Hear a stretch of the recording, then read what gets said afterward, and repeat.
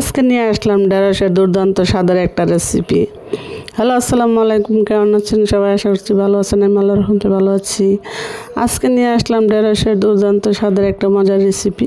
এই রেসিপিটা এতটাই মজা, না খেলে একবারও বিশ্বাস করবেন না। তো চলেন রেসিপিতে চলে যাই।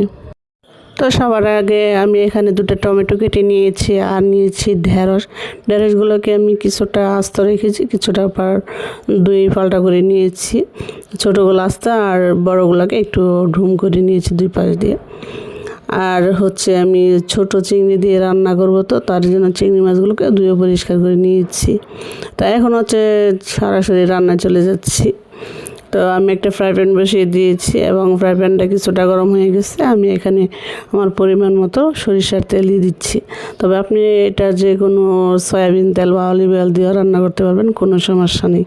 আর এখানে আমি প্রয়োজন মতো পেঁয়াজ আর কাঁচামরিচ দিয়ে দিচ্ছি। যেহেতু আমি খুবই অল্প মশলায় রান্না করব, তো তার জন্য আমি কাঁচামরিচটা আগে দিয়ে দিচ্ছি, যাতে কাঁচামরিচের যে জালটা আছে সেটা বের হয়ে আসে।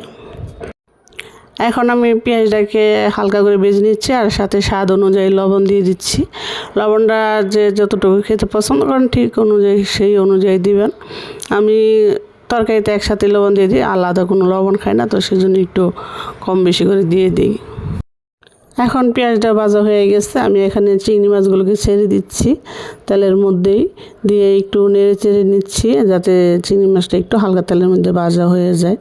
আর তার আগে আপনারা যেখান থেকে আমার এই স্বর্ণাস কিচেনটা দেখছেন, প্লিজ ভালো লাগলে লাইক কমেন্ট শেয়ার করবেন আর সাবস্ক্রাইব করবেন। আর যদি আপনি ফেসবুক থেকে স্বর্ণাস কিচেনটা দেখে থাকেন তাহলে একটা ফলো দিতে ভুলবেন না আর লাইক কমেন্ট শেয়ার করবেন। তো এখন পেঁয়াজটা হালকা ভাজা হয়ে গেছে। এখন আমি যে ঢেঁড়সগুলো কেটে রেখেছি সেটা আমি তেলের উপরে ছেড়ে দিচ্ছি। আমি মশলাটা আগে অ্যাড করিনি, আমি ঢেঁড়সটা আগে ভেজে নিব চিংড়ির সাথে, তারপরে আস্তে আস্তে যে এইটুকু মশলা দেবো সেটা আমি অ্যাড করে দিব। এখন ঢেঁড়সটা কিছুটা ভাজা হয়ে যাওয়ার পর আমি এখানে যে 2টা টমেটো কেটে রেখে দিয়েছিলাম সেই টমেটোগুলো দিয়ে দিচ্ছি।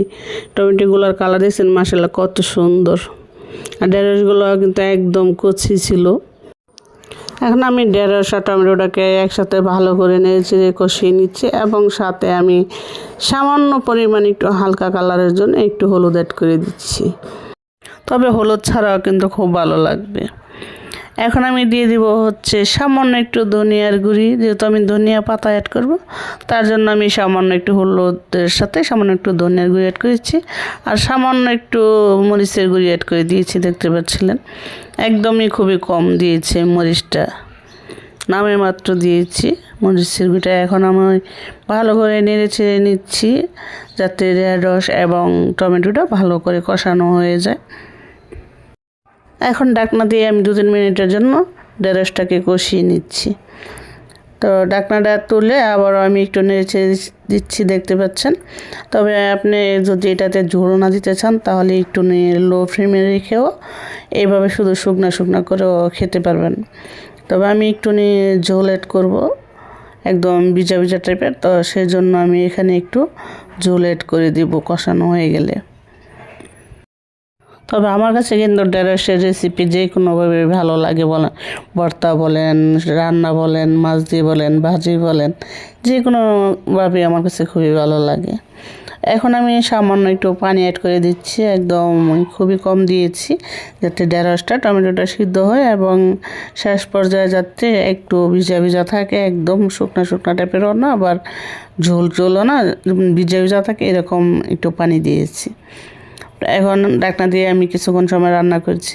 ঢেঁড়সটা কিন্তু খুবই তাড়াতাড়ি সিদ্ধ হয়ে যায়, তারপরে একটু সময় নিয়ে রান্না করবো। আর ঢেঁড়সটা কাঁচা খেতে কিন্তু খুব ভালো লাগে, বেশি সিদ্ধ করবেন না, বেশি সিদ্ধ করলে তরকারি যে পুষ্টিগুণ থাকে সেটাও কিন্তু নষ্ট হয়ে যায়। এখন আমি উপরে কিছু ধনে পাতা কেটে রেখে দিয়েছিলাম, সেটা ছড়িয়ে ছিটিয়ে দিয়ে দিচ্ছি। দিয়ে আবার আমি 2-3 মিনিটের জন্য ঢাকনাটা দিয়ে ঢেকে রেখে দিয়েছি যাতে ধনিয়া পাতার যে ফ্লেভারটা আছে সেটা ভিতরেই থেকে যায়। তো এখন দেখতে পাচ্ছেন ঝোলটা কিন্তু শুকিয়ে গেছে। আমি যদি এখন চুলাটা বন্ধ করে দিই তাহলে দেখবেন ঠান্ডা হয়ে গেলে একদম ভিজা ভিজা হয়ে যাবে, কোনো ঝোল থাকবে না বেশি। তো আমি এখন চুলাটা বন্ধ করে দিব।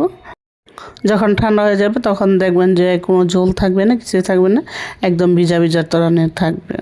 তো দেখতে পাচ্ছেন ঠান্ডা হয়ে যাওয়ার পর কিন্তু একদম বেশি ঝোল নেই, ভিজা ভিজা টাইপের রয়েছে। তো এটা এখন আপনি রুটি, পরোটা, ভাতের সাথে শুধু শুধু খেতে পারবেন। তো আমার এই দুর্দান্ত স্বাদের ঢেঁড়স রেসিপিটা যদি আপনাদের কাছে ভালো লাগে থাকে অবশ্যই লাইক, কমেন্ট, শেয়ার করবেন।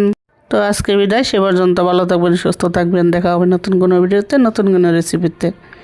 আল্লাহ হাফেজ।